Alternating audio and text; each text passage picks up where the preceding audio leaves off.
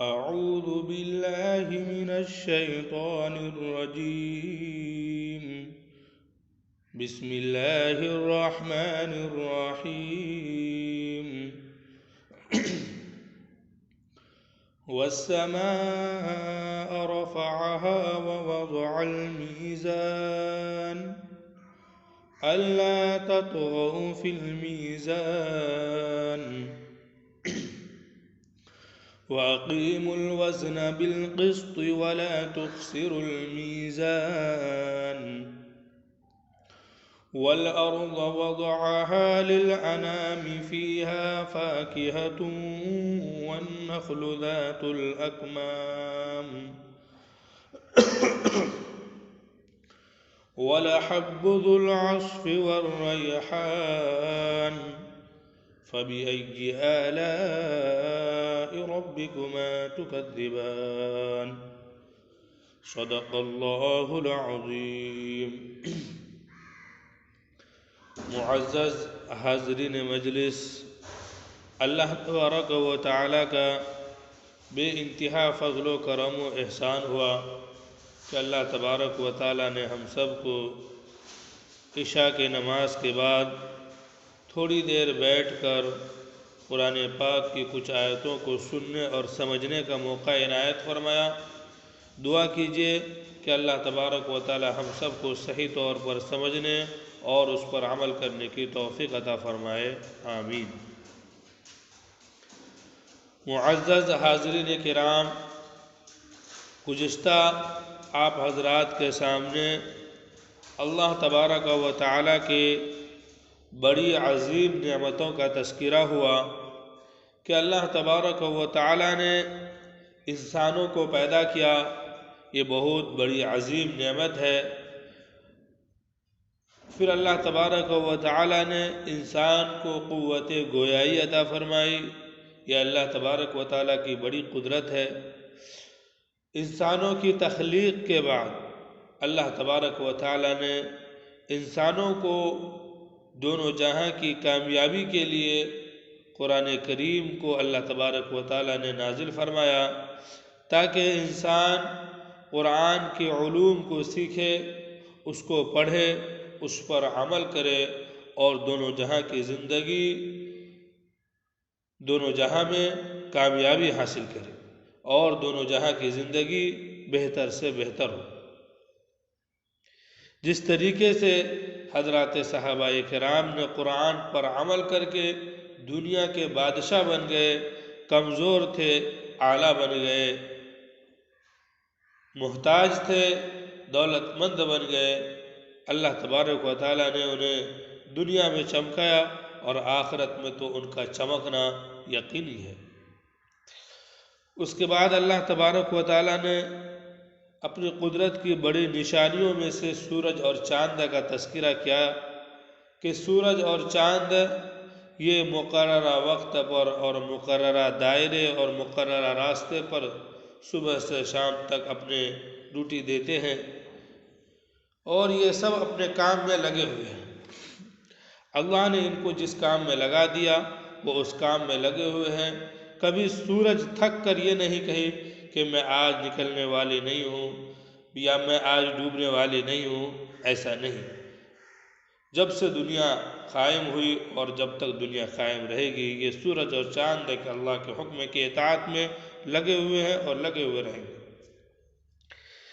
اور اسی طریقے سے تنے دار درخت اور بے تنے دار درخت دونوں کے دونوں اللہ کے سامنے سجدہ ریز ہیں، جھکے ہوئے ہیں کہ اللہ تبارک و تعالیٰ نے تنے دار درخت کو جس فائدے کے لیے بنایا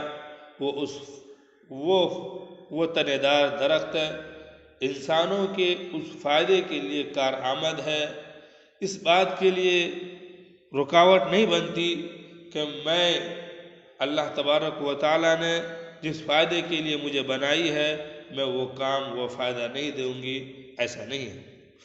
تنے دار درخت بے تنے دار درخت سب اللہ کے سامنے سجدہ ریز ہے۔ اب آگے اللہ تبارک و تعالیٰ اپنی قدرتوں میں سے ایک قدرت کو یہ بیان فرمایا کہ اللہ تبارک و تعالیٰ نے آسمان کو بلند کیا. یہ آسمان کی بلندی اللہ تبارک و تعالیٰ کی قدرت کی نشانیوں میں سے ایک بہت بڑی نشانیاں ہیں کہ اللہ تبارک و تعالیٰ نے آسمان بنایا، بلند بنایا. آسمان کو مزین کرنے کے لیے اس میں ستارے لگا دیے، سورج اور چاند کو اس میں لگا دیا تاکہ آسمان خوبصورت نظر آئے. اور اتنا سارا زمانہ گزرنے کے بعد ذرہ برابر یہ لمبے چوڑے آسمان میں کہیں پہ کوئی شگاف اور کوئی پھٹن نہیں ہے. یہ بھی اللہ کی قدرت کی نشانیوں میں سے بہت بڑی نشانی ہے. اس کے بعد اللہ تبارک و تعالیٰ نے ایک عظیم نعمت کا تذکرہ کیا کہ اللہ نے میزان عدل کو قائم کیا دنیا کے اندر، اور زمین و آسمان میں جتنی چیزیں ہیں سب کو اللہ تبارک و تعالیٰ نے عدل کے ساتھ قائم کیا، انصاف کے ساتھ قائم کیا. اور عدل و انصاف ہی کے ذریعے سے جس چیز کو جتنا دینا تھا اس چیز کو اتنا، اس کی صلاحیت، لیاقت، اس کے اعتبار سے اللہ نے دی. یہ عدل. روایتوں میں ہے اگر دنیا میں عدل نہ ہو تو دنیا کا نظام نہیں چل سکتا. عدل و انصاف پر ہی دنیا کا نظام چل رہا ہے. میرے عزیز ساتھیوں، قرآن کریم کی آیت مبارکہ ہے وَلَقَدْ أَرْسَلْنَا رُسُلَنَا بِالْبَيِّنَاتِ وَأَنزَلْنَا مَعَهُمُ الْكِتَابَ وَالْمِيزَانَ لِيَقُومَ النَّاسُ بِالْقِسْطِ. ہم نے جتنے بھی رسول بھیجے ہیں سب رسولوں کو ہم نے کتاب دی ہے، واضح دلیلیں دی ہے، اور ہم نے ان کو ترازو دیا ہے تاکہ وہ اس ترازو کے ذریعے سے لوگوں کے درمیان عدل کر سکے، انصاف کر سکے. ترازو، میزان، جو ترازو ہے اللہ تبارک و تعالیٰ نے اس ترازو کا ذکر آسمان کا ذکر کرنے کے بعد ذکر کیا، اور اس ترازو کا ذکر کیا، اس کے بعد زمین کا ذکر ہے. پتہ چلا کہ ترازو زمین و آسمان کے بیچ میں ہے اور ان کے درمیان عدل ہونی چاہیے، انصاف ہونی چاہیے. لہذا ہم جو بھی چیز خریدگی کر رہے ہیں یا بیچ رہے ہیں، چیزوں کو تول کر لے رہے ہیں، تول کر خرید رہے ہیں، تول کر دے رہے ہیں، ان کے درمیان عدل ہونی چاہیے، ان کے درمیان انصاف ہونی چاہیے. بٹکھرا وغیرہ، اس ترازو وغیرہ، ان میں پاسنگ نہیں ہونی چاہیے. بٹکھرا نہ کم ہو نہ زیادہ ہو، ترازو کے اندر نہ کمی ہو نہ زیادتی ہو، پاسنگ وغیرہ کچھ نہ ہو. بالکل انصاف کے ساتھ تولا جائے اور انصاف کے ساتھ خرید و فروختگی ہو. ایسا نہیں کہ جب ہم لیں تو پورا وصول کر پورا لیں، اب جب دینے کی باری آئے تو کم کر کے دیں. ایسا نہیں ہونی چاہیے. میرے عزیز دوستو، اگر ہم پاسنگ کے ذریعے سے ایک لقمہ ہمارے کمائیوں میں حرام آتا ہے تو یہ ہمارے لیے سخت پکڑ کا باعث ہے. قرآن کریم کی آیت مبارکہ ہے وَيْلٌ لِّلْمُطَفِّفِينَ. بڑی ہلاکت ہے ناپ تول میں کمی کرنے والوں کے لیے. بڑی ہلاکت ہے کہ جب لیتے ہیں تو پورا لیتے ہیں اور جب دینے کی باری آتی ہے تو کم کر دیتے ہیں. ایسے لوگوں کے لیے بڑی تباہی ہے، بڑی ہلاکت ہے. ایسے لوگ خسارے میں ہیں.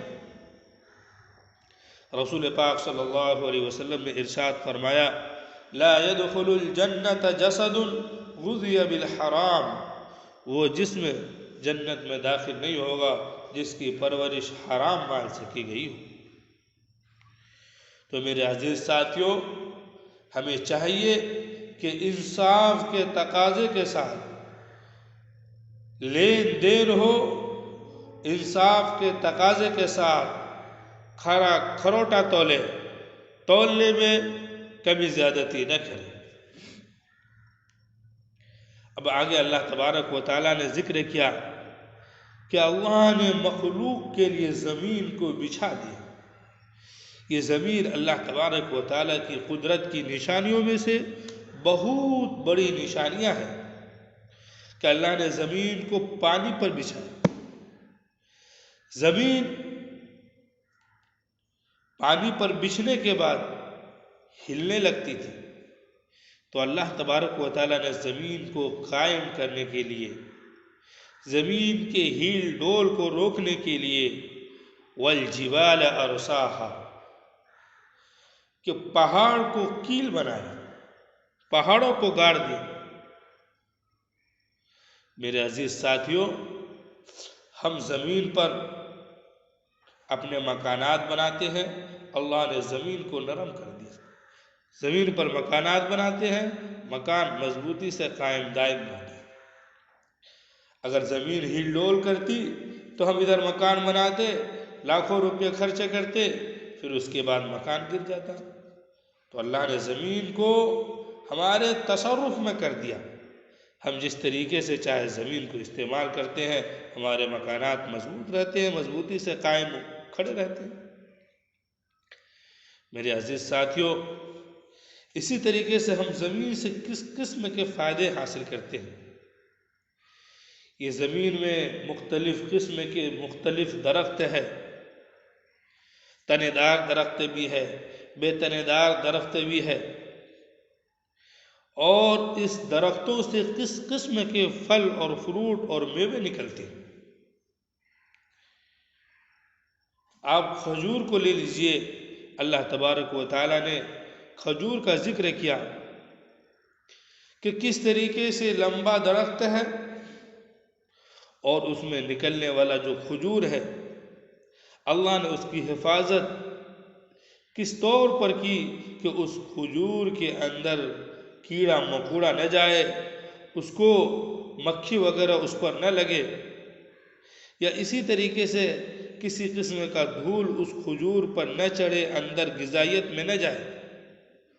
اللہ تبارک و تعالیٰ نے کھجور کے اوپر باریک جھلی رکھ دی ہے، تاکہ کھجور کی غذا کے اندر، جو کھجور کے گودے ہیں اس کے اندر کسی قسم کی کوئی نقصان پہنچانے والی چیز اس کھجور کو نقصان نہ پہنچائے، وہ صاف ستھری ہو اور انسان اسے دھو کر کھائے۔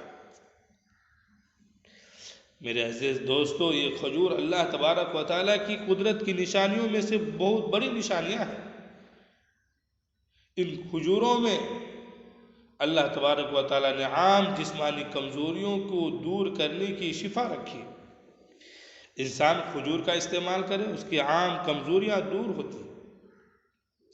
یہی وجہ ہے کہ اللہ تبارک و تعالیٰ نے جب حضرت مریم علیہ السلام سے حضرت عیسیٰ علیہ نبینا علیہ السلام کی ولادت ہوئی تھی، تو اللہ تبارک و تعالیٰ نے کھجور کے درخت سے تر و تازہ کھجور ان کے گود میں برسائے تھے، بالکل تر و تازہ کھجور، تاکہ وہ کھجور کھا کر ان کی ولادت کی کمزوری اس سے دور ہو۔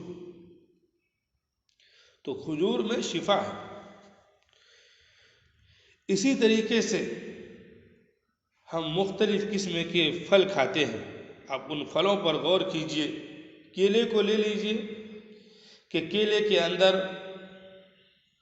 جو گودا ہے اس کے اوپر چھلکا چڑھا دیا اللہ تبارک و تعالیٰ نے، تاکہ اس گودے کے اندر کسی قسم کی کوئی مکھی نہ آئے، کسی قسم کی کوئی زہریلی چیز اس کو منہ نہ لگائے، اور کسی قسم کا کوئی گرد و غبار اس پر نہ اڑے، اور انسان تازگی کے ساتھ اسے کھائے اور اس کے پیٹ میں جا کر وہ اچھی طریقے سے رہے، اور کسی قسم کی کوئی نقصان اس کیلے کے ذریعے سے نہ ہو۔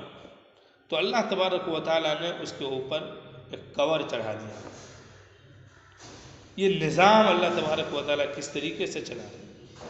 آپ دیکھیے سنترا کس قدر اس کے اوپر چھلکے ہیں اس گودے کی حفاظت کے لیے، انار ہے اس گودے کی حفاظت کے لیے، اس میں غور کیجیے۔ اسی طریقے سے مختلف قسم کے پھل ہیں، مختلف قسم کی سبزیاں ہیں، اللہ تبارک و تعالیٰ نے ان پر ایک چادر، ایک غلاف چڑھا دی ہے جو اس گودے کی حفاظت ہوتی ہے۔ ہم ان چیزوں کا لطف لے کر، مزے لے کر کھاتے ہیں اور پیتے ہیں۔ اور اسی طریقے سے زمینوں میں دیکھیے کس قدر اللہ تبارک و تعالیٰ غلے نکالتے ہیں۔ جو کو دیکھیے، گیہوں کو دیکھیے، دھان کو دیکھیے کہ اللہ تبارک و تعالیٰ کس قدر دھان کو اگاتے ہیں، گیہوں کے درخت کو نکالتے ہیں، جو کے درخت کو نکالتے ہیں۔ وہ گودا، جو، گیہوں، دانے، یہ سب ایک کور میں بند ہے، ایک پنی میں بند ہے، ایک لفافے میں بند ہے، پھر ہم اس کو مشینوں میں ڈال کے اسے تیار کرتے ہیں تو گودا ایک طرف ہو جاتا ہے، بھوسا ایک طرف نکلتا ہے۔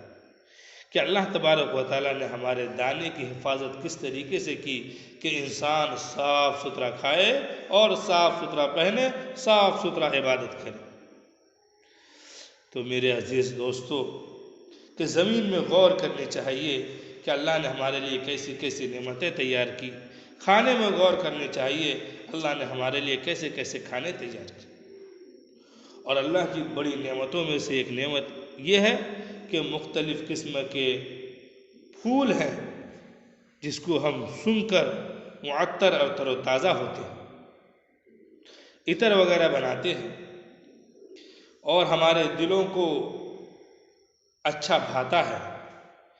تو میرے عزیز ساتھیوں، اللہ تبارک و تعالیٰ نے ان نعمتوں کا تذکرہ کیا اور تذکرہ کرنے کے بعد فرمایا فَبِأَيِّ آلَاءِ رَبِّكُمَا تُكَذِّبَانِ، اے جن و انس، تم دونوں اپنے رب کے کون کون سی نعمتوں کو جھٹلاؤ گے۔ میرے عزیز ساتھیوں، حضرت جابر رضی اللہ تعالیٰ عنہ کی روایت ہے کہ رسول پاک صلی اللہ علیہ وسلم نے یہ سورت حضرات صحابہ کرام کے درمیان تلاوت فرمائی۔ نبی اکرم صلی اللہ علیہ وسلم نے ارشاد فرمایا تم سے تو اچھے وہ جن ہیں جنہوں نے فَبِأَيِّ آلَاءِ رَبِّكُمَا تُكَذِّبَانِ پر یہ جملہ کہا کہ ہمارے رب، ہم آپ کی کسی نعمت کا انکار نہیں کرتے ہیں، ہم آپ کی نعمت کی قدر کرتے ہیں اور ہم آپ کا شکریہ ادا کرتے ہیں، تمام تعریفیں اللہ تیرے لیے۔ اس لیے جب بھی ہم فَبِأَيِّ آلَاءِ رَبِّكُمَا تُكَذِّبَانِ سنیں تو کم سے کم اردو میں اس جملے کا استحضار ہونا چاہیے۔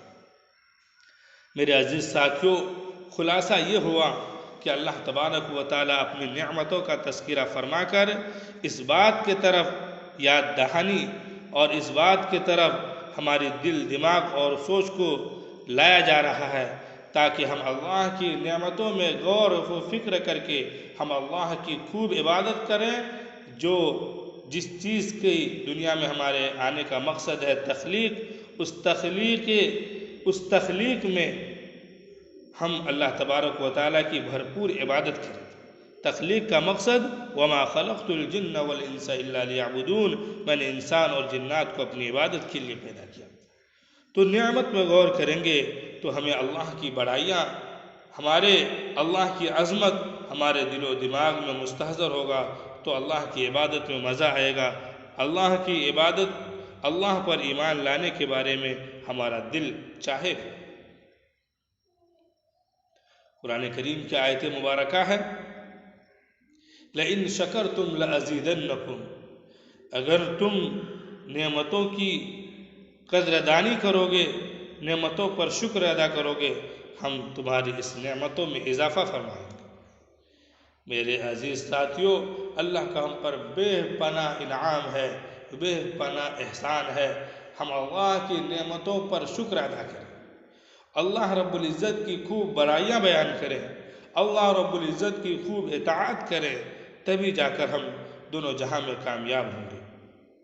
اب دیکھیے ترجمہ، وَالسَّمَاءَ رَفَعَهَا وَوَضَعَ الْمِيزَانَ، اللہ تبارک و تعالیٰ نے آسمان کو بلند کیا اور میزان عدل قائم کیا، اللہ تطغوا فی المیزان، کہ میزان عدل میں حد سے تجاوز نہ کرو، وَأَقِیمُوا الْوَزْنَ بِالْقِسْطِ وَلَا تُخْسِرُوا الْمِیزَانَ، اور انصاف کے ساتھ تولو اور تولنے میں کمی نہ کرو، وَالْأَرْضَ وَضَعَهَا لِلْأَنَامِ، اور اللہ نے زمین کو مخلوق کے لیے بچھا دیا، فِيهَا فَاكِهَةٌ وَالنَّخْلُ ذَاتُ الْأَكْمَامِ، اس زمین کے اندر میوے ہیں اور کھجور کے درخت ہیں جن کے گوشے پر گلاف چڑھا ہوا ہے، وَلَحَبُّ ذُو الْعَصْفِ وَالرَّيْحَانِ، اور گلے ہیں بھوسے والے کہ گلہ الگ ہو جاتا ہے، بھوسا الگ ہو جاتا ہے، وَالرَّيْحَانِ، اور مختلف قسم کے پھول ہیں، فَبِأَيِّ آلَاءِ رَبِّكُمَا تُكَذِّبَانِ، تو اے جن و انس تم اپنے رب کے کون کون سی نعمتوں کو جھٹلاؤ گے؟ کہ یا اللہ ہم آپ کے کسی نعمتوں کو نہیں جھٹلاتے ہیں، کسی نعمت کا انکار نہیں کرتے ہیں، اے اللہ ہم تیری نعمتوں کو کھاتے ہیں، تیرا شکر ادا کرتے ہیں، اللہ تیرے لیے ہی تمام تعریفیں ہیں۔ دعا کیجئے اللہ تبارک و تعالی ہم سب کو شریعت کے مطابق زندگی گزارنے کی توفیق عطا فرمائے، آمین، وآخر دعوانا